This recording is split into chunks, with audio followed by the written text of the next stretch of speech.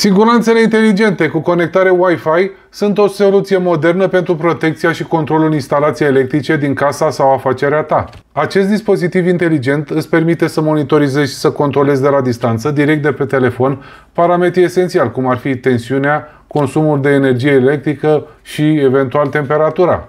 Acest model include, printre altele, funcționalitatea de protecție la supra- și subtensiune, supracurent, măsurare de temperatură, în plus are funcția de contor de energie și permite, de exemplu, o serie de temporizări. Haideți să vedem cum îl conectăm la Wi-Fi. Am făcut un mediu de test, haideți să vedem cum conectăm la internet siguranța inteligentă. Porniți aplicația Tuya sau Smart Life, nu este nicio diferență, se pot folosi ambele.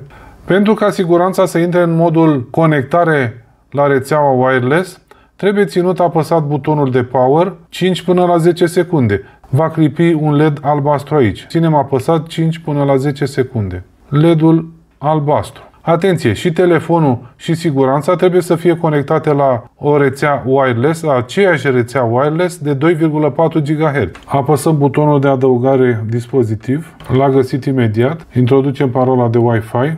După ce am introdus parola de Wi-Fi, îl adaugă, a apărut cu iconiță verde. Putem să-i schimbăm numele, să-i dăm un nume sugestiv cum ne-am dori să se denumească și apăsăm OK.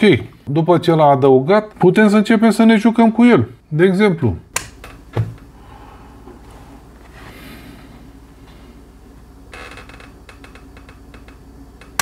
ne arată temperatura ambientă din cameră în acest moment, tensiunea de alimentare, aici ne arată consumul de energie. În episoadele următoare vom testa funcția de protecție la supra- și subtensiune și vom verifica partea de funcționalitate de contor de energie. Aștept în comentarii întrebările tale și până la pastila următoare, nu uita, share, like and follow!